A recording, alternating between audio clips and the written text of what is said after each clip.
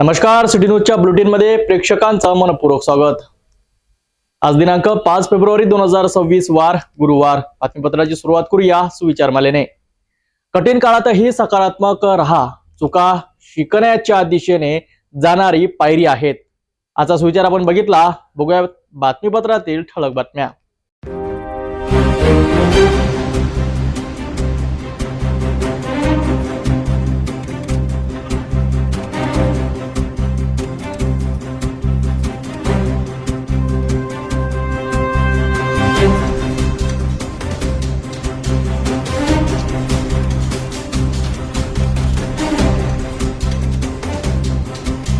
ठळक बातम्या बघितल्या, आता घेऊया एक छोटासा ब्रेक।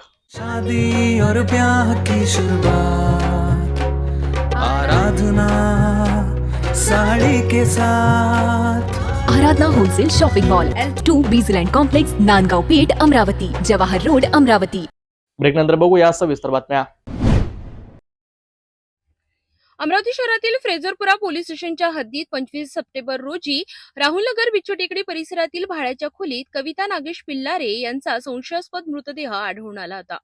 मृतक कविता आणि आरोपी सुभाष अजबराव वानखेडे हे दोघे लिव्ह इन रिलेशनशिपमध्ये राहत असल्याची माहिती तपासात समोर आली। कविता यांच्या पहिल्या पतीकडून यापूर्वी कविता बेपत्ता असल्याची तक्रार दाखल करण्यात आली होती। कविता यांना पहिल्या पतीपासून 2 अपत्य आहेत। त्यानंतर सुभाष वानखेडे यांच्यासोबत कविता अमरावतीत येऊन राहुलनगर परिसरात भाड्याच्या खोलीत राहू लागली होती। स्थानिक नागरिकांच्या माहितीनुसार कविता आणि सुभाष यांच्यात वारंवार वाद होत होते। हत्येच्या दिवशी खोलीचा दरवाजा बाहेरून बंद होता आणि त्या दिवसापासूनच आरोपी सुभाष वानखेडे फरार झाला होता।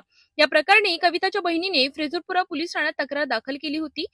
तांत्रिक तपास, मोबाईल लोकेशन आणि गोपनीय माहितीच्या आधारे पोलीस निरीक्षक रोशन सिरसाट यांच्या नेतृत्वाखाली फ्रेझरपुरा पोलिसांनी 5 फेब्रुवारी रोजी आरोपी सुभाष वानखेडे याला परराज्यातून अटक केली।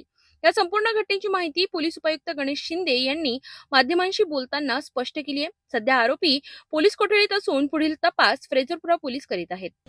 यातील फिर्यादी यांनी त्यांची बहीण कविता नागेश पिल्लारे या काही दिवसांपूर्वी घरातून निघून गेलेल्या होत्या 27/6/25ला आणि त्याच्याबाबत मिसिंगची तक्रार त्यांचे जावई यांनी तळेगाव या ठिकाणी दिलेली होती। याच्यानंतर काही दिवसांनी त्यांच्या जावयांचा त्यांना फोन आला की तुम्ही अमरावती इथे या आणि अमरावती इथे तुमची बहीण तिच्या एका घरामध्ये मृत्युमुखी पडलेली आहे। त्यावरून माहिती घेतली असता पोलिसांनी तात्काळ फ्रेझरपुरा पोलिसांनी त्या ठिकाणी जाऊन तात्काळ तिथे माहिती घेतली तर ती आरोपीबरोबर सुभाष वानखेडे नामक आरोपी आहे त्याच्याबरोबर तिथे गेले काही दिवसांपासून 15-20 दिवसांपासून तिथे राहायला आलेली होती आणि ती म्हणजे लिव्ह इन रिलेशनशिप काही त्या व्यक्तीबरोबर राहत होती। आधीच्या रात्रीसुद्धा त्यांची काही भांडणं झाली होती आणि त्यांच्यात वादविवाद असल्याबाबतही माहिती मिळाली होती।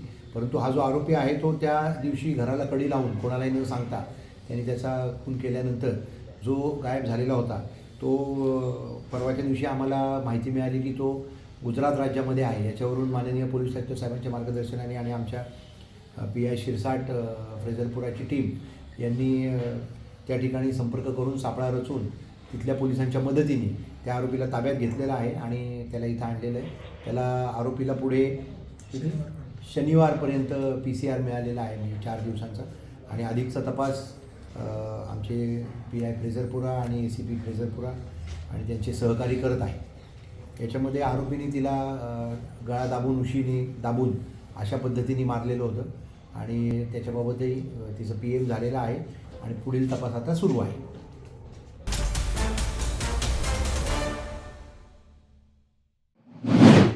अमरावतीतील वाढत्या ड्रग्ज गैरव्यवहारावर आता थेट पालकमंत्र्यांनी लक्ष केंद्रित केलं आहे। शहरात MD ड्रग्जचा सुळसुळाट वाढत असताना आता पालकमंत्री चंद्रशेखर बावनकुळे यांनी कठोर भूमिका घेतली आहे। गुरुवारी अमरावती शहर दौऱ्यावर असताना त्यांनी माध्यमांशी बोलताना स्पष्ट शब्दात सांगितलं की MD ड्रग्ज अमरावतीमध्ये खुलेआम विकले जात आहेत, मात्र त्यावर पोलीस यंत्रणा प्रभावी कारवाई का करत नाही याची सखोल चौकशी केली जाणार आहे।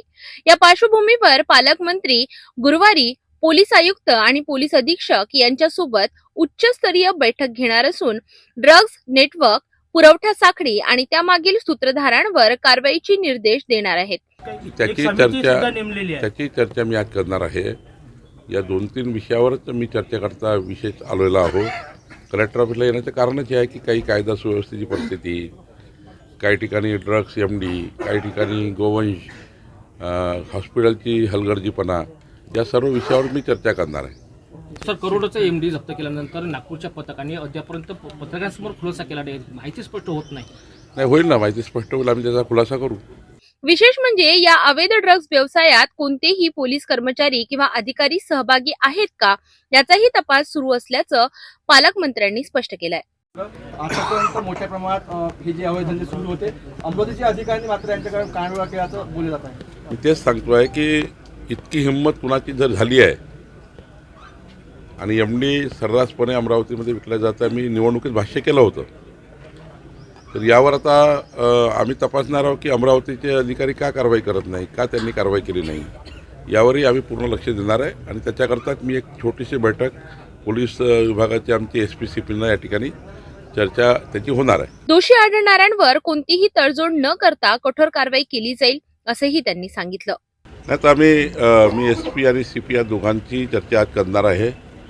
अशा प्रकारचे अमरावती शहरात, अमरावती ग्रामीणमध्ये जे अवैध व्यवसाय आहे याबद्दलची मी आधीच भाष्य केलं होतं निवडणुकीच्या काळात की अमरावतीमध्ये मजबूत CCTV सर्व्हिलन्स आम्ही करणार आहोत. अमरावतीला सुरक्षित करण्याची योजना आमची आहे आणि अमरावतीमध्ये कुठल्याही प्रकारचे अवैध व्यवसाय आणि काही कर्मचारी त्यामध्ये इन्व्हॉल्व असतील त्याची आम्ही तपास करतो आहे की विदाऊट प्रोटेक्शन किंवा कुठल्या पोलीस अधिकाऱ्याचं किंवा कर्मचाऱ्याचं काही त्या ठिकाणी त्या लोकांशी संबंध होते का हे आम्ही तपासतो आहे. कारण विदाऊट कोणाच्या नॉलेजमध्ये नसताना अशी कोणाची हिंमत होत नाही, ते आम्ही चेक करणार आहोत. पण निश्चितपणे अमरावतीला आता ड्रग्समुक्त, MD मुक्त आणि गोवंश जे या ठिकाणी हत्या होत आहे त्यावरही आम्ही लक्ष टाकणार आहोत. अमरावतीला सुरक्षित करण्यासाठी आम्ही प्रयत्न करतो. आज आमची बैठकही आहे. पालकमंत्री बावनकुळे यांनी अमरावती ड्रग्ज मुक्त आणि गोवंश हत्यामुक्त करण्याचा निर्धार व्यक्त केला असून त्यासाठी पोलीस यंत्रणेला पूर्ण ताकदीने काम करण्याचे आदेश दिले जाणार असल्याचं त्यांनी नमूद केलं. दरम्यान अमरावती दौऱ्यात पालकमंत्री यांनी आमदार खोडके यांच्या निवासस्थानी भेट दिली. या भेटीदरम्यान स्वर्गीय अजितदादा पवार यांच्या येत्या 9 तारखेला आयोजित श्रद्धांजली व शोकसभेच्या आयोजनाबाबत सविस्तर चर्चा झाल्याची माहिती पालकमंत्र्यांनी दिली. आज मी केवळ संजय खोडके यांच्याकडे एवढ्याच करता भेट दिली. माननीय दिवंगत अजितदादा पवार यांच्या श्रद्धांजलीचा एक बैठक अमरावतीमध्ये 9 तारखेला सायंकाळी 6 वाजता घेण्याची योजना आहे. त्याकरता एक बैठक आम्ही घेतली. महानगरपालिकेच्या निवडणुकीच्या संदर्भाने अजितदादांनी निर्देश दिले होते, संजयजी आणि आम्हा सर्वांना चर्चा झाली होती की भाजपासोबतच त्या ठिकाणी सरकारमध्ये महानगरपालिकेमध्ये बसायचं आणि प्रफुल्ल पटेलजी, सुनील तटकरेजी यांच्याशी चर्चा झाली होती. त्याप्रमाणे संजय खोडकेजी आणि आमदार खोडकेताई यांनी महापौराचा फॉर्म भरतानाच त्यांनी आम्हाला समर्थन दिलं होतं. त्यामुळं तो काही आज संदर्भ नव्हता. आज संदर्भ केवळ श्रद्धांजली सभेचा होता. ती सभा 9 तारखेला सायंकाळी 6 वाजता अमरावतीमध्ये होणार आहे.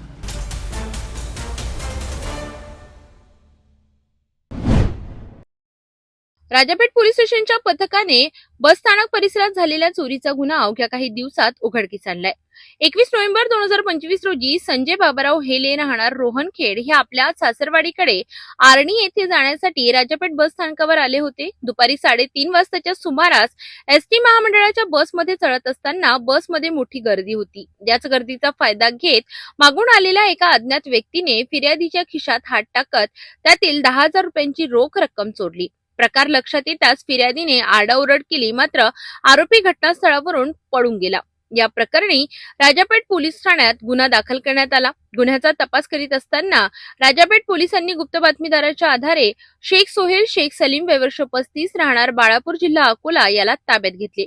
चौकशीत आरोपीने चोरीची कबुली दिली असून त्याच्याकडून चोरीची संपूर्ण 10,000 रुपयांची रक्कम पंचासमक्ष जप्त करण्यात आली आहे. राजापेठ पोलिसांच्या या तत्पर कारवाईमुळे बस स्थानक परिसरातील प्रवाशांनी समाधान व्यक्त केले आहे.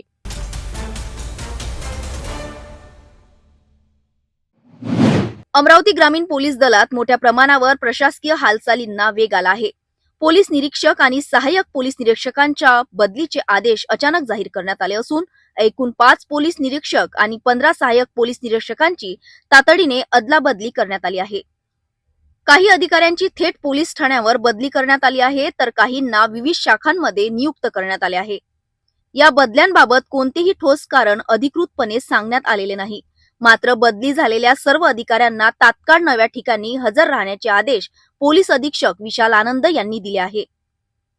या अचानक झालेल्या निर्णयामुळे अमरावती ग्रामीण पोलीस दलात मोठी हालचाल पाहायला मिळत आहे. विशेष म्हणजे ग्रामीण पोलीस दलात बदली प्रक्रिया पूर्ण झाली असताना अमरावती शहर पोलीस आयुक्तालयातील अधिकाऱ्यांच्या बदल्यांबाबत मात्र अद्याप कोणताही आदेश जाहीर झालेला नाही. यामुळे आता ग्रामीण नंतर शहर पोलीस अधिकाऱ्यांच्या बदल्या कधी हा प्रश्न उपस्थित होत असून पोलीस अधिकारी आणि कर्मचाऱ्यांमध्ये जोरदार चर्चांना उधाण आले आहे.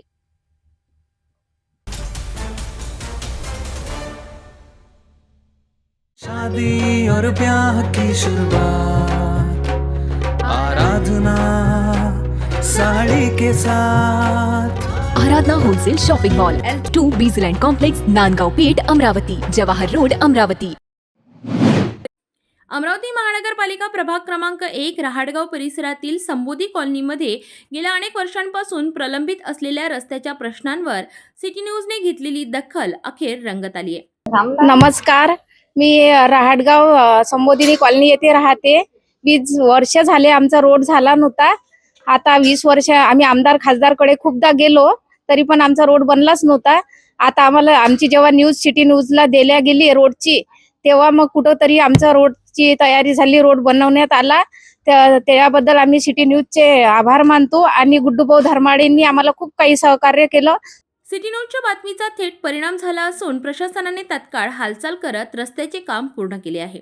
रहाटगाव परिसरातील संबोधी कॉलनी इथे राहणाऱ्या नागरिकांनी तब्बल 20 वर्षांपासून एका साध्या रस्त्यासाठी प्रशासनाचे उंबरठे झिजवले. पावसाळ्यात चिखल, उन्हाळ्यात धूळ आणि रोजच्या प्रवासात होणारा त्रास नागरिकांच्या नशिबी होता. मात्र काही दिवसांपूर्वी सिटी न्यूजने या रस्त्याच्या दुरावस्थेवर सविस्तर बातमी प्रसारित केली. आम्ही संबोधित कॉलनीवरून बाबाराव सावळे बोलत आहोत. त्याच्यानंतर आमचे रोडच्या काही पूर्वीपासून समस्या खराब होती, पण सिटी केबलनं ती समस्या दूर केली. त्याच्यानंतर आता सध्या आमची नाल्याची समस्या आहे आणि गार्डन आहे. गार्डनची समस्या जवळपास लहान मुलासाठी खेळण्यासाठी अवघड आहे. त्यासाठी अभ्यासिका आम्हाला तिथं ओपन फेससाठी अभ्यासिका पाहिजे. हे सहकार्य फक्त सिटी केबलनं केलेलं आहे आणि सिटी केबलचे आम्ही धन्यवाद करतो. बातमी प्रसारित होताच प्रशासनाने तात्काळ दखल घेतली आणि कोणताही विलंब न करता रस्त्याचे काम सुरू करण्यात आले. अवघ्या काही दिवसात हा रस्ता पूर्ण करण्यात आला असून आता स्थानिक नागरिकांना सुरक्षित आणि सोयीस्कर मार्ग उपलब्ध झालाय. सर नमस्कार, मी श्रीमती शीला राजभोज दुपारे, संबोधी कॉलनी रहाटगाव अमरावती येथे राहते.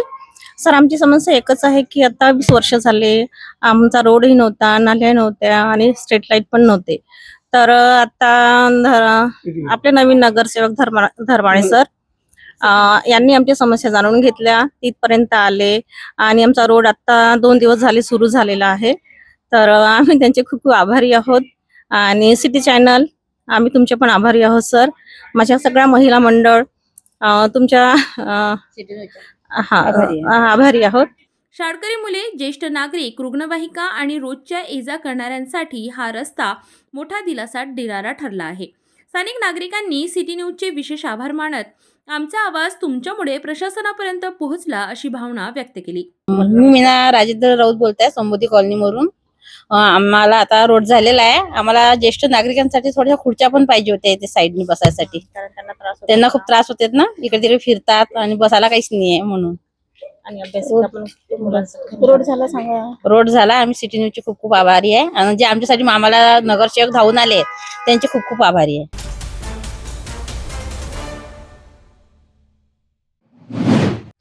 अमरावती जिल्ह्यात यंदाची 10वी आणि 12वीच्या परीक्षा पूर्णतः कॉपीमुक्त घेण्यासाठी प्रशासनाने कंबर कसली आहे. जिल्हाधिकारी आशिष एरेकर यांनी सर्व संस्था, केंद्र प्रमुख आणि शिक्षण विभागाच्या अधिकाऱ्यांची बैठक घेऊन स्पष्ट शब्दात सूचना दिल्या आहेत.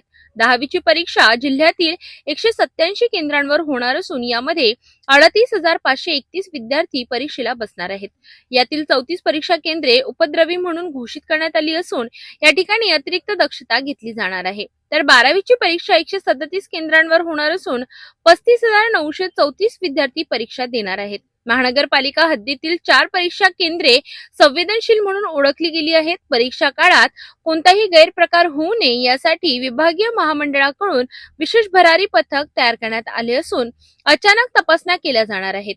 तसेच जिल्ह्यातील 85 परीक्षा केंद्रांवर सीसीटीव्ही कॅमेरे बसविण्यात आले असून सतत नजरा ठेवल्या जाणार आहेत. पत्रकार परिषदेत बोलताना जिल्हाधिकारी आशिष एरेकर यांनी 12वी फेल ह्या हिंदी चित्रपटातील एका प्रसंगाची आठवण करून दिली. चुकीच्या मार्गाने यश मिळविण्याचा प्रयत्न केल्यास विद्यार्थ्याचे भवितव्य धोक्यात येऊ शकते असा ठाम संदेश त्यांनी दिला. विद्यार्थ्यांनी प्रामाणिकपणे परीक्षा घ्याव्यात, पालकांनी सहकार्य करावे आणि संस्था चालकांनी कोणतीही तडजोड करू नये असे स्पष्ट निर्देश प्रशासनाकडून देण्यात आले आहेत. आज आपण जे महाराष्ट्र राज्यामध्ये शासनाच्या आदेशान्वये आपण जो कॉपीमुक्तीचा पॅटर्न हा 10वी आणि 12वीच्या परीक्षांमध्ये राबवतो आहे, या संदर्भातली आज आम्ही इथे एक बैठक घेतली, ज्यामध्ये जिल्ह्यातील सर्व संस्था चालक की ज्यांच्या शैक्षणिक प्रिमायसिसमध्ये ह्या 10वी आणि 12वीच्या परीक्षा होऊ घातलेल्या आहेत, या सर्वांशी आम्ही ऑफलाईन आणि ऑनलाईन या दोन्ही पद्धतीने संवाद साधला. व त्यानंतर आज इथे आपल्या प्रेस कॉन्फरन्सच्या माध्यमातूनही आपण या 10वी आणि 12वीच्या परीक्षांचं जे नियोजन जिल्हा प्रशासनाने केलेलं आहे याबद्दल मी आपल्याला थोडक्यात माहिती देऊ इच्छितो. या 25-26 या वर्षामधली जी आपली 12वीची जी परीक्षा आहे ती या येत्या 10 फेब्रुवारीला सुरू होणार आहे आणि 10वीची परीक्षा ही 20 फेब्रुवारीपासून सुरू होणार आहे. यामध्ये 10वीची परीक्षा ही एकूण 187 केंद्रांवर आहे, ज्यामध्ये 38,531 विद्यार्थी त्यामध्ये प्रविष्टित आहेत. यामध्ये 12वीचा जर आपण विचार केला तर 137 केंद्रांवर ही परीक्षा आहे आणि 35,934 विद्यार्थी हे परीक्षेला सामोरे जाणार आहेत 12वीसाठी. 10वीचा जर विचार केला तर एकूण उपद्रवी केंद्र, ज्यामध्ये आपण मागील काही वर्षांमध्ये काही अनुचित प्रकार घडलेले असतील असे जे केंद्र आपण आयडेंटिफाय केलेले आहेत ते 10वीचे परीक्षेसाठी 34 आहेत आणि 12वीच्या परीक्षेसाठी त्या उपद्रवी किंवा संवेदनशील केंद्रांची संख्या ही 43 आहे. आपल्या सर्वांना मी हे सांगू इच्छितो की एकंदरीत जे काही आपण परीक्षा केंद्र आयोजित केलेलं आहेत किंवा परीक्षा केंद्रांची निवड केलेली आहे तिथे CCTV कॅमेऱ्याची उपलब्धताही आपण त्यामध्ये पाहिलेली आहे आणि ज्या ठिकाणी काही आताही CCTV कॅमेरे उपलब्ध नाहीत ते येत्या 4-5 दिवसामध्ये संस्थांना आपण आदेशित केलेला आहे की सर्वांनी CCTV कॅमेरे उपलब्ध करून घ्यावे, जेणेकरून एक प्रकारचा जो डिजिटल वॉच जो या पूर्ण परीक्षेवर राहणं अपेक्षित आहे तो आपल्याला त्यामध्ये ठेवता येईल. यामध्ये आपण एक सर्व संस्था चालकांना ऑनबोर्ड घेण्याचं किंवा त्यांना मीटिंग घेण्याचा मेन उद्देश हा होता की जिल्हा प्रशासनाने किंवा आपण सर्वांनी आपला रोल तर निभावतोच, जोपर्यंत संस्था चालकसुद्धा ह्या बाबीला मनावर घेणार नाहीत तोपर्यंत आपल्याला यामध्ये म्हणावं तसं यश हे मिळत नाही. त्यामुळे संस्था चालकांनासुद्धा आपण ऑनबोर्ड घेतलेलं आहे, त्यांना त्यांची जबाबदारी आहे परीक्षेची त्याच्याबद्दल जाणीव करून दिलेली आहे. यामध्ये सर्वात महत्त्वाचा भाग आहे की आपण एक 5 लोकांची कमिटी प्रत्येक सेंटरवर नेमतो आहे आणि त्या 5 लोकांनी ही जबाबदारीने याची निश्चिती करून द्यावी की त्या सेंटर जेव्हा आपण परीक्षेसाठी हँडओव्हर करतो आहे तर कुठल्याही प्रकारचा तिथे एक प्रकारचं मायक्रो नोट्स, गाईड किंवा इतरही काही जे वस्तू आहेत त्या तिथे नसल्या पाहिजे. इव्हन आता आपल्या पत्रकार बांधवांनी सांगितलं की काही ठिकाणी वॉशरूमचा पण उपयोग हा त्या ठिकाणी टॉयलेटचा उपयोग हे नोट्स किंवा हे ठेवण्यासाठी केला जातो. तर ह्यासुद्धा बाबी अतिशय छोट्या छोट्या वाटतात, पण ह्यासुद्धा नीट तपासून त्यांनी आपल्याला द्याव्या ह्याच्यासाठी 5 जणांची कमिटी आपण प्रत्येक केंद्रावर करतो आहे.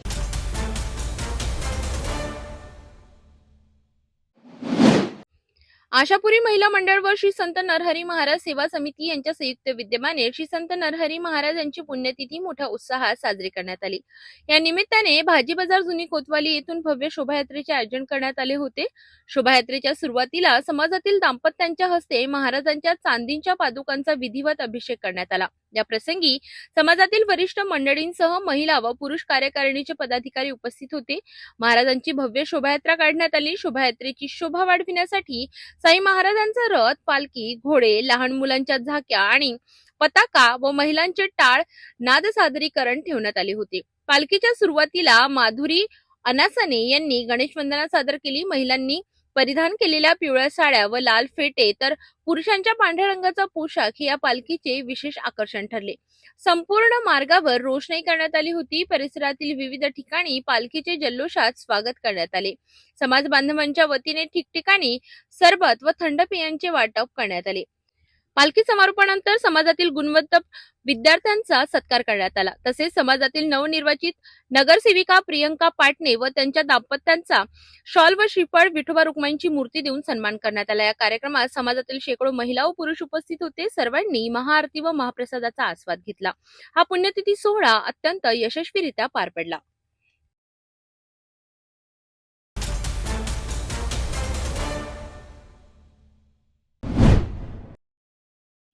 धामणगाव रेल्वे तालुक्यात ओव्हरटेक करणाऱ्या अज्ञात वाहनामुळे दुचाकीला भीषण अपघात झाला असून यात देवगाव येथील एका व्यक्तीचा मृत्यू झालाय. धामणगाव रेल्वे तालुक्यातील गुंजी फाटा अंजनसिंगी रोडवर भीषण अपघात झाला. देवगाव येथील श्रीराम डफडे हे आपल्या नातवासोबत अशोकनगर येथे नातेवाईकांची तब्येत पाहण्यासाठी गेले होते. परतीच्या प्रवासात दोन अज्ञात वाहने वेगाने ओव्हरटेक करत होती. या वाहनांच्या तीव्र प्रकाशामुळे दुचाकी चालकाचे नियंत्रण सुटले. समोरून येणाऱ्या वाहनामुळे दुचाकी थेट रस्त्याच्या खाली घसरली. या अपघातात मागे बसलेले श्रीराम डफडे खाली पडले आणि त्यांच्या डोक्याला गंभीर दुखापत झाली. अपघातानंतर त्यांना तातडीने ग्रामीण रुग्णालय धामणगाव रेल्वे येथे दाखल करण्यात आले. मात्र वैद्यकीय अधिकाऱ्यांनी तपासणी करून त्यांना मृत घोषित केले. ओव्हरटेक करणाऱ्या अज्ञात वाहनामुळेच हा अपघात झाल्याचा प्राथमिक अंदाज व्यक्त केला जात आहे. शवविच्छेदनानंतर मृतदेह नातेवाईकांच्या ताब्यात देण्यात आला असून या प्रकरणाचा पुढील तपास दत्तापूर पोलीस करीत आहेत. या दुर्दैवी घटनेमुळे देवगाव परिसरात शोककळा पसरली आहे.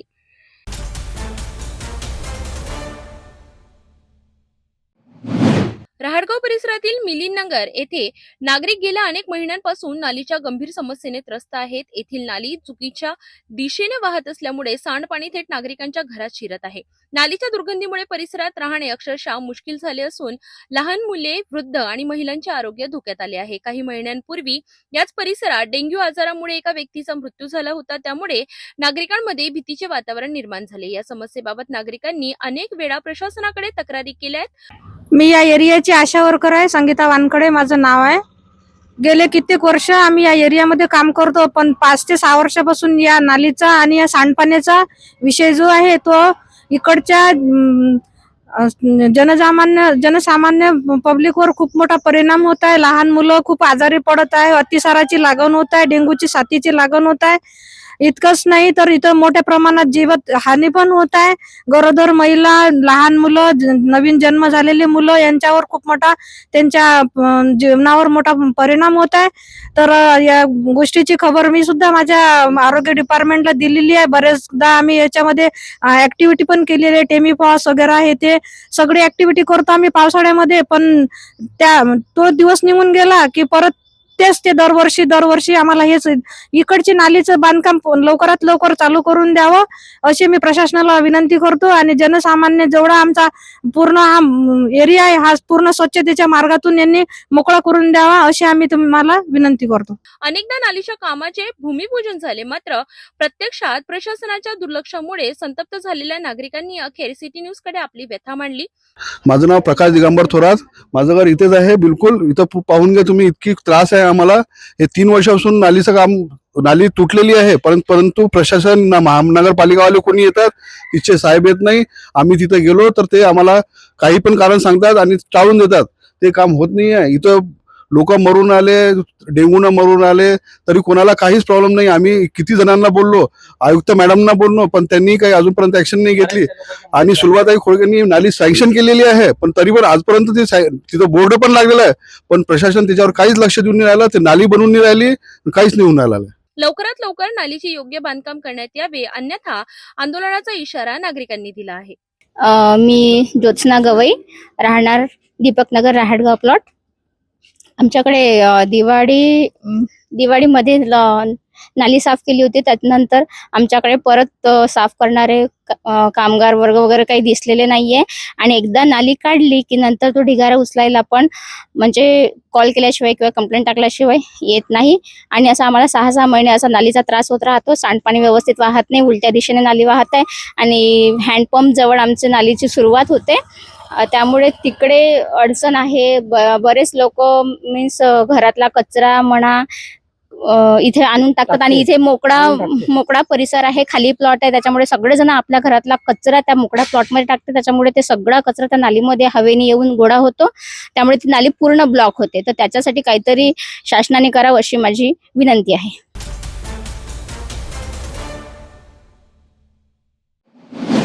लोकशाहीचा चौथा स्तंभ म्हणून ओळखले जाणारे पत्रकार दिवस रात्र जनतेसाठी झटत असतात.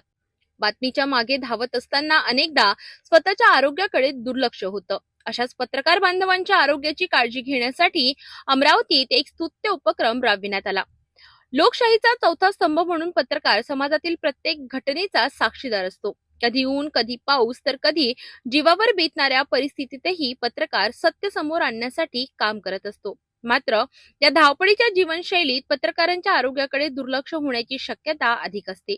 ही बाब लक्षात घेऊन राज्याचे महसूल मंत्री तथा अमरावतीचे पालकमंत्री चंद्रशेखर बावनकुळे यांच्या कार्यालयामार्फत अमरावती येथील जिल्हा नियोजन भवन येथे जिल्हाभरातील पत्रकारांसाठी मोफत आरोग्य तपासणी शिबिराचे आयोजन करण्यात आले. या आरोग्य शिबिरात पत्रकार बांधवांसह त्यांच्या कुटुंबियांचीही सर्वांगीण आरोग्य तपासणी करण्यात आली. रक्तदाब, मधुमेह, हृदयविकार तपासणी, रक्त तपासणी तसेच तज्ञ डॉक्टरांकडून सल्ला देण्यात आला. अमरावती शहरासह ग्रामीण भागातून मोठ्या संख्येने पत्रकार या शिबिरात सहभागी झाले होते. अनेक पत्रकारांनी या कार्यक्रमाचे कौतुक करत पत्रकारांच्या आरोग्यासाठी अशी शिबिरे नियमितपणे आयोजित व्हावीत अशी अपेक्षा व्यक्त केली. या उपक्रमाबद्दल पत्रकार बांधवांनी पालकमंत्री चंद्रशेखर बावनकुळे तसेच त्यांच्या कार्यालयाचे मनापासून आभार व्यक्त केले. पत्रकारांच्या आरोग्याची काळजी घेणारा हा उपक्रम निश्चितच कौतुकास्पद आहे. समाजासाठी झटणाऱ्या पत्रकारांच्या आरोग्याची जबाबदारी घेतली जात असल्याने या शिबिराला विशेष महत्त्व प्राप्त झालं.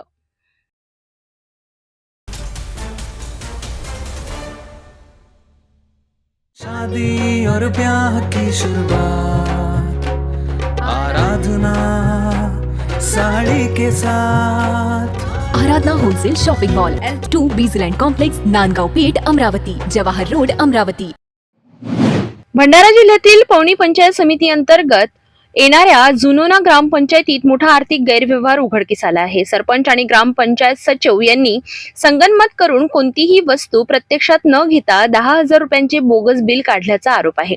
मांगली येथील वैद्य ट्रेडर्स या दुकानाच्या नावाने पाईप व सिंटेक्स खरेदी दाखविण्यात आली आहे. मात्र प्रत्यक्षात कोणतीही वस्तू ग्रामपंचायतीला देण्यात आली नसल्याचे संबंधित दुकानदाराने मान्य केले आहे. दुकानदाराच्या म्हणण्यानुसार फक्त बिल देण्यासाठी काही रक्कम देण्यात आली होती असा गंभीर आरोपही समोर आला आहे. हा संपूर्ण प्रकार माहिती अधिकारांतर्गत मिळालेल्या कागदपत्रातून स्पष्ट झालाय. माहितीच्या अधिकारात मी माहितीचा अधिकार टाकला होता. मला 2000 पेजेसची माहिती दिला. त्या माहिती अंतर्गत मला एक बिल म्हणजे त्या बिलामध्ये खूप तफावत आढळून आली. त्या तफावत आढळून आल्यानंतर मी त्या दुकानदाराला फोन केला. म्हणला हा म्हणला अवाढव्य बिल आहे. म्हणला हा म्हणला कसा का दिले म्हणला. तो म्हणत आहे की मी बिल हे कोरेज देत असतो ग्रामपंचायतला आणि ते मला कमिशन देत असतात. हां मी कोरेज दरवेळेस मी कोरेज बिलं देत असतो अशा पद्धतीने त्या दुकानदारानं मला बोलले. त्याच्यानंतर आम्ही ग्रामसभेतसुद्धा हा मुद्दा उपस्थित केला, पण त्याचाही उडवाउडवीचे उत्तर आम्हाला मिळाले आणि दुसऱ्यासुद्धा प्रश्नाचे उत्तर पुरे उडवाउडवीचे ग्रामपंचायतवाले देत आहेत. आमच्या प्रश्नाचे उत्तर देण्यास असमर्थ आहेत. काय वाटते आता तुम्ही एक प्रश्न केला, आता हा तुमचा प्रकार लक्षात आला, पण ह्या प्रकाराला वगळून अजून काही भ्रष्टाचार झाला असावा असं तुम्हाला वाटते? नाही आता वाटते, पण आता आम्हाजवळ काही त्याच्यावर म्हणजे पुरावा नाही आहे. त्याच्याजवळ म्हणजे आमच्याजवळ ठोस पुरावा नाही आहे. भ्रष्टाचार झाला असेल नसेल नाही का त्याच्या या पावती संदर्भातला पूर्ण पुरावा आपल्याकडे या पावती संदर्भात आपल्याकडे ठोस पुरावा आहे. या प्रकरणी ग्रामस्थांनी पंचायत समिती पवनीकडे लेखी तक्रार दाखल केली आहे. मात्र तक्रार करूनही अद्याप कोणतीही ठोस कारवाई झालेली नाही. यामुळे प्रशासनाच्या भूमिकेवर प्रश्नचिन्ह निर्माण झाले असून भ्रष्टाचाराला पाठीशी घातले जात असल्याचा आरोप ग्रामस्थांकडून करण्यात येत आहे. तत्काळ चौकशी करून दोषींवर कठोर कारवाई करावी, अन्यथा आंदोलन छेडण्याचा इशाराही ग्रामस्थांनी दिलाय. त्या संदर्भात असे की आमचे मित्र दीपक चंद्रभान मोरकर यांनी माहितीच्या अधिकारात त्यांना अर्ज केला होता. त्या अर्जामध्ये बिल आढळून आला, त्याच्यात अपव्यवहार झाल्याचे त्यांना निदर्शनास आले. तर त्यांनी पावतीवरचा मोबाईल नंबर घेऊन दुकानदारासोबत संपर्क केला असता त्यांनी रेकॉर्डिंग जे काही बोलणं झालं संभाषण त्याच्यामध्ये असं सांगितलं की मी ग्रामपंचायतीला अशा प्रकारे कोरे बिल देत असतो व ते मला कमिशन देत असतात ग्रामपंचायतवाले. आता तुम्ही ह्या संदर्भात गटविकास अधिकाऱ्यांकडे धाव घेतली असेल, हो पत्रव्यवहार केला असेल, हो. त्यांचं काय म्हणणं आहे याच्यात? त्यांचं म्हणणं असं 4 वेळा गेलो मी, 2 महिने झाले. 24/11/2025ला अर्ज दिला. त्यांचा असा म्हणणं होता की विस्तार अधिकाऱ्याला आपण सोमवारी पाठवतो, शुक्रवारी गेला सोमवारी पाठवतो असा म्हणता 2-4-2.5 महिने निघून गेले, पण अजूनपर्यंत चौकशीसाठी ग्रामपंचायतला विस्तार अधिकारी आलेला नाही.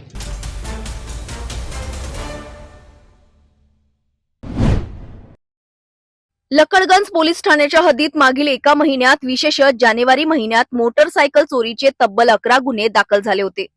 या वाढत्या चोरीच्या घटनांना आळा घालण्यासाठी आणि आरोपींचा शोध घेण्यासाठी डीसीपी आणि एसीपी यांच्या मार्गदर्शनाखाली विशेष तपास पथक तयार करण्यात आले होते. या पथकात कार्यरत असलेल्या पोलीस उपनिरीक्षकांनी गोपनीय माहितीच्या आधारे एक संशयित आरोपी प्रतीक असोपा याला ताब्यात घेतले. आरोपींची कसून चौकशी केली असता तो लक्कडगंज पोलीस ठाण्यात दाखल असलेल्या 45 अप्लिकेशन सर्व्हिसवरील मोटरसायकल चोरीच्या गुन्ह्यात सक्रिय असल्याचे उघड झाले. तसेच आरोपींकडून आणखी एक चोरीची मोटरसायकल जप्त करण्यात आली असून इतर चोरीच्या वाहनांबाबतही चौकशी सुरू आहे. आरोपी नशेच्या अवस्थेत वेगवेगळ्या भागातून मोटरसायकली चोरी करत असल्याची माहिती पोलिसांना मिळाली आहे. चोरीचा माल कुठून आणला आणि कुणाला विकला याचा सखोल तपास सुरू आहे. या आरोपीचा इतर मोटरसायकल चोरीच्या गुन्ह्यामध्येही सहभाग असल्याचा संशय असून त्या दृष्टीने पुढील तपास सुरू आहे. ही संपूर्ण कारवाई माननीय पोलीस आयुक्त, अतिरिक्त पोलीस आयुक्त, डीसीपी आणि एसीपी यांच्या मार्गदर्शनाखाली तपास पथकाकडून करण्यात आली आहे.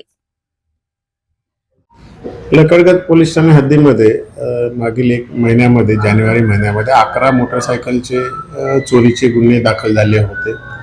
त्यामुळे सदर गुन्हे रोखण्यासाठी, आरोपींचा शोध घेण्यासाठी माननीय डीसीपी, माननीय एसीपी साहेबांनी डीबी पथकाची बैठक घेऊन त्यांना सूचना दिल्याने पुढे तपास कसा करावा याबद्दल मार्गदर्शन केले होते. त्या अनुषंगाने डीबी पथक तपास करत असताना आणि पेट्रोलिंग करत असताना त्यांना माहिती मिळाली की यापूर्वी रेकॉर्डवर असलेला आरोपी प्रतीक असोपा हा पुन्हा संशयितरित्या हद्दीमध्ये फिरत आहे. त्याप्रमाणे त्यांनी त्याला ताब्यात घेतलं. त्याच्याकडे कसून चौकशी केली असता पोलीस स्टेशन लकडगंज येथे दाखल असलेल्या 45/26 मधील होंडा ऍक्टिवा ही गाडी त्याच्याकडे मिळून आली. तसंच त्याने इतर नंदनवन पोलीस स्टेशन मधून चोरलेल्या 3 गाड्या त्या आणि अजून एक त्याने गाडी, 5वी गाडी, ज्याचा शोध चालू आहे कुठून चोरून आणली आणि काय, तो नशेमध्ये असताना चोरून आणल्यामुळे त्याला ते जागा माहिती नसल्यामुळे त्याचा शोध चालू आहे. ती गाडी कुठून चोरून आणली किंवा पुन्हा कुठे दाखल आहे. अशा एकूण 5 गुन्हे आपण उघडकीस आणलेले आहेत. तसेच सदर आरोपी हा लकडगंज पोलीस स्टेशनच्या 2 गुन्ह्यामध्ये पाहिजे आरोपी म्हणून दर्शवण्यात आला होता. त्या गुन्ह्यांचीही मध्ये देखील त्याला ताब्यात घेण्यात आलेल्या असून पुढील तपास चालू आहे. सदरची कारवाई मान्य पोलीस आयुक्त, सहपोलीस आयुक्त, ॲडिशनल सीपी, डीसीपी आणि एसीपी साहेबांच्या मार्गदर्शनाखाली तपास पथकातील एपीआय अझर शेख आणि त्यांच्या संपूर्ण टीमने केलेली आहे.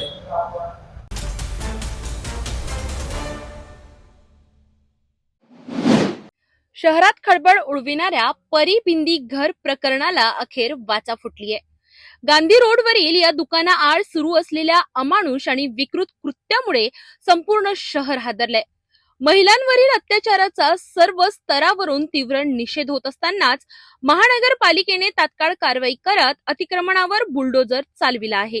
या प्रकरणात सिटी कोतवाली पोलिसांनी 4 आरोपींना अटक केली असून सध्या त्यांची कसून चौकशी सुरू आहे.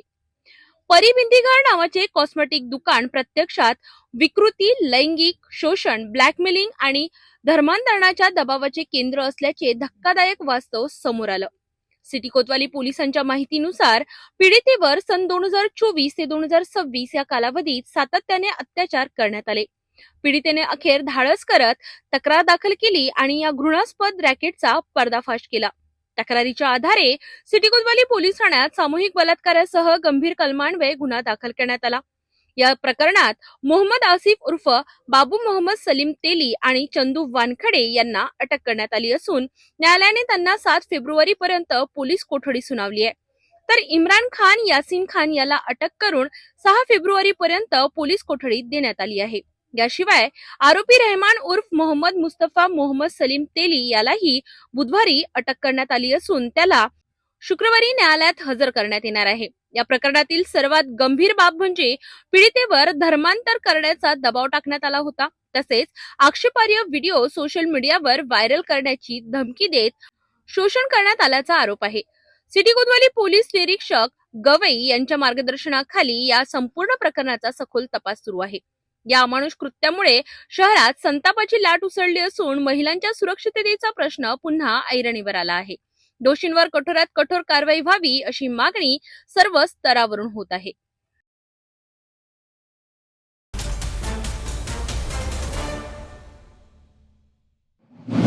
पोलीस आयुक्त नागपूर शहर यांच्या संकल्पनेतून सुरू असलेल्या ऑपरेशन शक्ती अंतर्गत गुन्हे शाखेच्या सामाजिक सुरक्षा विभागाचे पथक पेट्रोलिंग करीत होते. दरम्यान मिळालेल्या खात्रीशीर माहितीच्या आधारे MIDC पोलीस ठाणे हद्दीतील हॉटेल MH40 वानाडोंगरी येथे धाड टाकण्यात आली.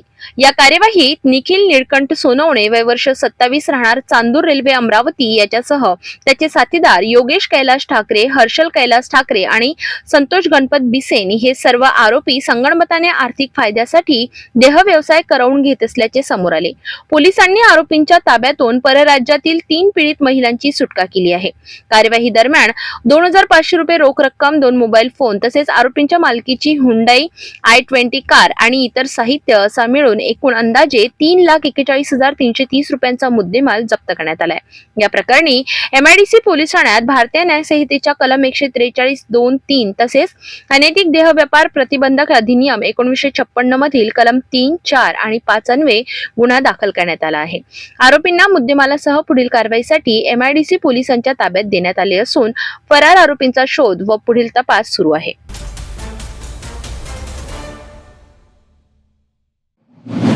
नागपूर जिल्ह्यातील तुमसर रामटेक मार्गावरील घोटीटोक चौकाजवळ मंगळवारी दुपारी 11:30च्या सुमारास हा भीषण अपघात घडला. नागपूरकडे जात असलेल्या दुचाकी स्वाराला रामटेकच्या दिशेने भरधाव येणाऱ्या अज्ञात बेलोरा पिकअप चालकाने निष्काळजीपणे कट मारला. या अपघातात दुचाकी स्वाराला सीताराम रतनलाल राहगडाले वय 40 वर्ष, शंकर पिंपरिया, तालुका खैलांजी, जिल्हा बालाघाट हे गंभीर जखमी झाले. पिकअपच्या मागील भागाला धडक बसल्याने ते थेट रस्त्यावर फेकले गेले असून त्यांच्या डोक्याला गंभीर दुखापत झाली आहे. अपघातानंतर पिकअप चालकाने घटनास्थळी थांबवण्याऐवजी वाहन घेऊन पलायन केले.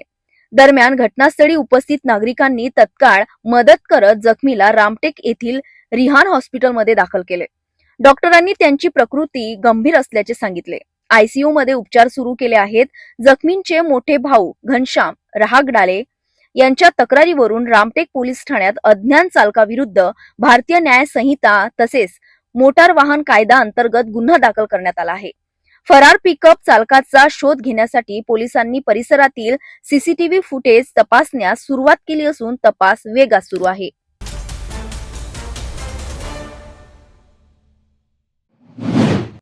नागपूर महानगरपालिकेने आज पूनम चेंबर्समधील कथित बेकायदेशीर बांधकामावर मोठी तोडफोड मोहीम हाती घेतली. NMCच्या या कारवाई दरम्यान परिसरात तणावपूर्ण वातावरण निर्माण झाले होते. दरम्यान या कारवाई विरोधात काही दुकानदारांनी मुंबई उच्च न्यायालयाचा नागपूर खंडपीठात धाव घेतली. यावर सुनावणी घेत न्यायालयाने 11 ते 18 तसेच 44, 45 आणि 46 क्रमांकांच्या दुकानांच्या पाठकामावर 1 दिवसाची तात्पुरती स्थगिती दिली आहे. न्यायालयाने स्पष्ट केले आहे की या प्रकरणाची पुढील सुनावणी 6 फेब्रुवारी रोजी योग्य खंडपीठासमोर घेतली जाणार आहे. तोपर्यंत संबंधित दुकानांवर कोणतीही तोडफोड कारवाई करण्यात येणार नाही.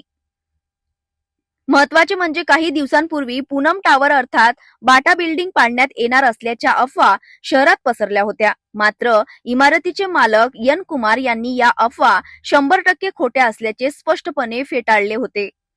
आता मात्र पूनम चेंबर्स विरोधात प्रत्यक्ष कारवाई सुरू झाल्याने व्यापाऱ्यांमध्ये भीती आणि संभ्रमाचे वातावरण निर्माण झाले आहे.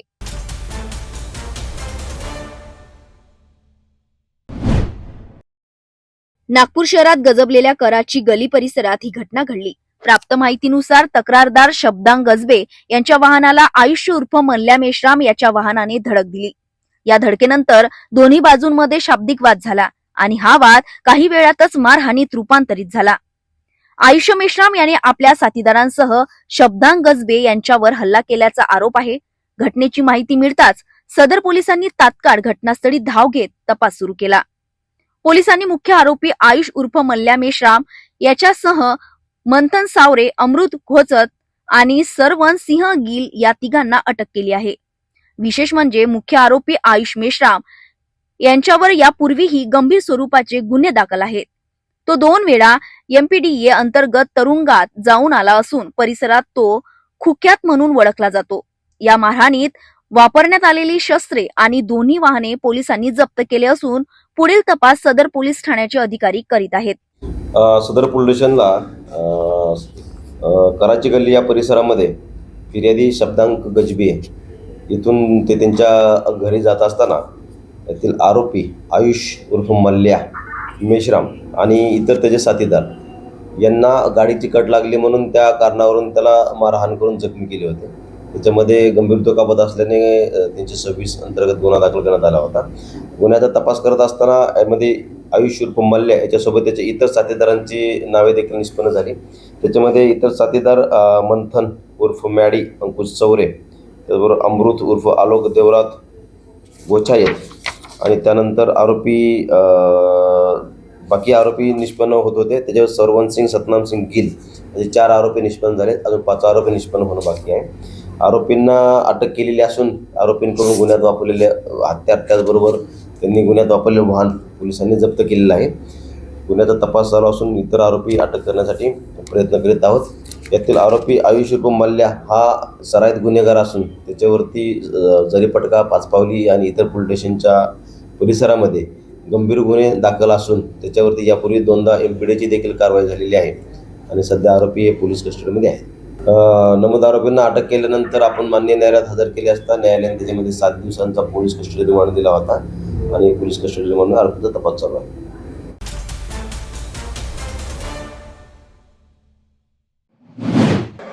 और ये लोग लोकतंत्र को कुचलने का काम कर रहे हैं, इसलिए हम बात कर रहे हैं. और save democracy, opposition should put their opinion, their thoughts, everything in the house. At the same time, treasury benches is also having their own right to defy your thinking. They have right to answer to your questions. They have right to answer to your opinions. They have every right to express their own opinions also. Nehru ji most democratic man. Not these people. These people are only criticizing Nehruji. Indira Gandhi, they are misusing their power. They are misusing their authority. In this house that has not happened. Even the president's address, Nehruji has been praised. You might have noticed it. Now I ask. No. Now I ask honorable We Minister don't of want to Parliament. listen of Parliamentary affairs. Yes. आपको leader of the opposition को इज्जत दे करके chairman extra ordinary आपको बुलाने दिया है. मैंने पहले भी कहा ये सदन आपको और हमारा मर्जी से नहीं चलेगा, नियम से चलेगा. और ये वही तो बोल रहा हूं. That is what I am saying. He has taken the time again and again. This house belongs to everyone. You can't take all the space all the time. Sir, number 1 खड़गे जी ने मिसलीड किया इस सदन में. खुद बोलते हैं कि leader of the elders माना जाता है. You misled the house. आपने बोला कि वहां लीडर ऑफ अपोजिशन लोकसभा को बोलने नहीं दिया. ये आपने मिसलीड किया. उसको 40 मिनट्स तक 40 मिनट तक उसको स्पीकर ने टाइम दिया. वो रूल से बाहर बार बोल रहे हैं. स्पीकर का रूलिंग के बाद भी नहीं मानते हुए वो फिर रूल ब्रेक कर रहे हैं. और आप यहाँ मिसलीड करते हैं कि राहुल गांधी को बोलने नहीं दिया. आप ये मिसलीड. नंबर 1 मिनिस्टर साहब, please wind up. Please wind up. Number 2, leader of opposition said that if Lok Sabha doesn't function, how can Rajya Sabha function? He also said that both the houses run together, which is absolutely wrong. If leader of opposition can show me one rule, that if Lok Sabha gets adjourned, Rajya Sabha should be automatically adjourned. Show me the rule. These two houses may constitute together for the concept of parliament, but the functioning of Lok Sabha and Rajya Sabha are different. They are guided by different rules, and there's no precedent that if one house gets adjourned, the other house should also get adjourned. There's no such tradition, no such rule. Out of blue, suddenly today, why Congress party has taken up this issue of what is going on in Lok Sabha? We have allowed you to speak. After speaking all your time, you want to disturb Honorable Prime Minister. What tactics is this? We condemn these tactics of leader of opposition. Now, Honorable Finance Minister, please. Sir. Hey, I am coming. I will give you everybody time. Can I give time to everyone together? Then please take your seat. Sir, thank you for giving me this opportunity, sir. I respect the leader of the opposition, but I heard him say something that you people lynch. I'm sorry. I want that word removed. Honorable opposition leader is not right in commenting like this. One.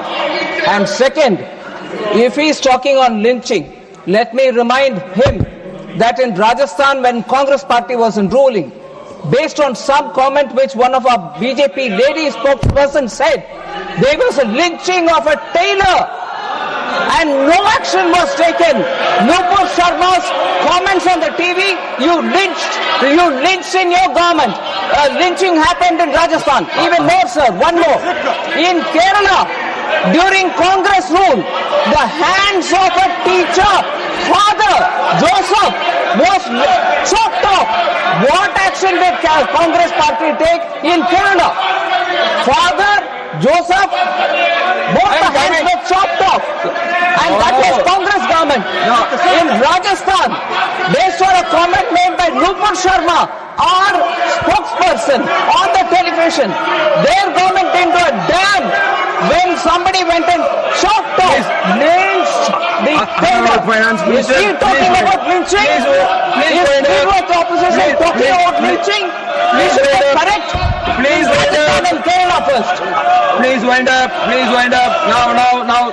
I'll take your seat. I am calling you. Please. I have to come one by one only. Already you have taken the 30 minutes of the individual members. There is no matters raised with permission is taking place. You please take. You please take your seat. You please take your seat. Let Bhutaji. Unless you are taking your seat, I am not going to ask anybody to speak. What is this? 10 people can speak together. You please. I have already given you sufficient time for our honorable leader of opposition. Now, Tiruchi Shivaji. Sir, just two things, sir. One is Rule 238(3). 1 minute.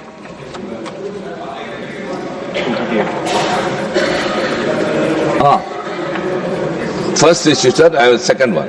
First is use offensive expression about the conduct or proceedings of the houses or any state legislature.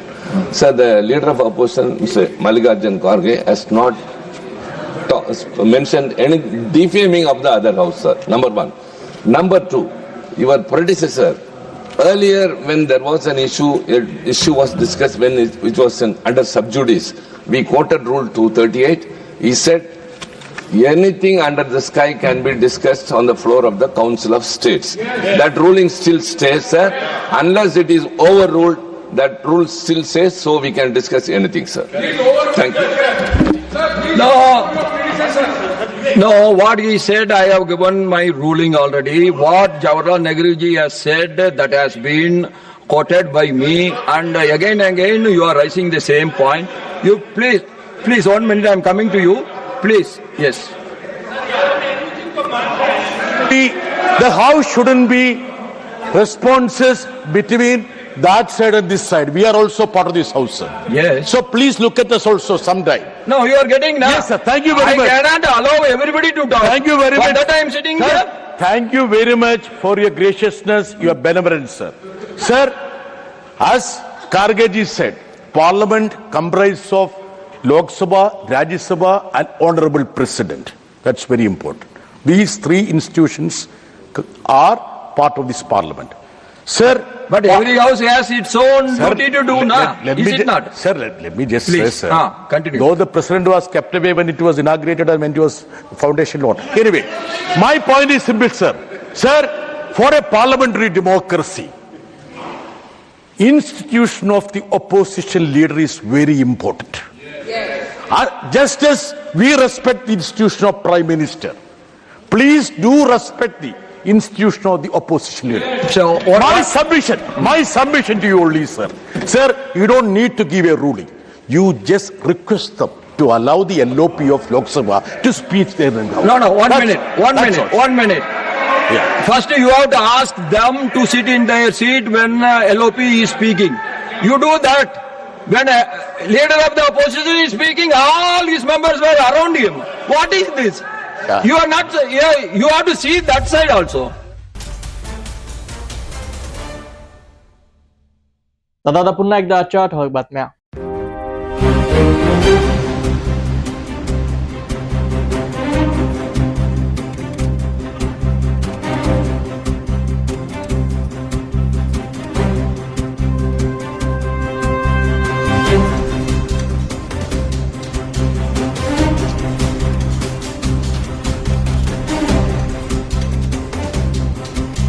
आपण आता city news channel आपल्या टीव्हीवर सुद्धा बघू शकता. यामध्ये next channel number 117, Jio channel number 872, GTPL channel number 73, Fastway channel number 256 वर बघू शकाल. आता अमरावती जिल्ह्यानंतर विदर्भ आणि महाराष्ट्राचे दर्शक घर बसल्या आपल्या केबल टीव्हीवर सिटी न्यूज बातमी पाहू शकाल. यात Chhatrapati Sambhajinagar next set box number 14, Yavatmal set box number 12, Washim set box number 26, Nanded set box number 17, Mahur set box number 07, Akola राशी सेट बॉक्स नंबर 899 वर लवकरच आम्ही आपल्यापर्यंत पोहोचणार आहोत. जर आपल्या टीव्हीवर सिटी न्यूज चॅनल दिसत नसेल तर आपण आपल्या केबल ऑपरेटरशी संपर्क करावा. सिटी न्यूज केबलच्या व्यतिरिक्त युट्यूब, फेसबुक, इंस्टाग्राम आणि ट्विटरवर सुद्धा बघू शकता. याकरिता सोशल मीडिया अकाउंट सबस्क्राईब करा, फॉलो करा, लाईक करा. युट्यूब अकाउंट सबस्क्राईब करण्याकरिता सबस्क्राईब बटनला क्लिक करा आणि बेल आयकॉन दाबायला विसरू नका, कारण सर्वात आधी समाचार आपल्यापर्यंत पोहोचणार आहेत. तसेच सिटी न्यूजचे फेसबुक पेज लाईक करा, इंस्टाग्राम आणि ट्विटर हँडल फॉलो करा. आपण व्हॉट्सअपवर सूचना देऊन सुद्धा न्यूज प्राप्त करू शकता. व्हॉट्सअप नंबर खाली स्क्रीनवर येत आहे. ही बातमी तर एवढ्यावरच थांबूया. पुन्हा भेटून घडामोडी सोबत. नमस्कार. हर खबर पर पैनी नजर, हर मुद्दे पर सटीक वार, यही है सिटी न्यूज की पहचान. जहाँ सच्चाई की आवाज दबाई जाती है वहाँ सिटी न्यूज उठाता है सवाल. हर स्क्रीन पर, हर प्लेटफॉर्म पर हमारी मौजूदगी बोलती है. सिटी न्यूज हमेशा सच के साथ.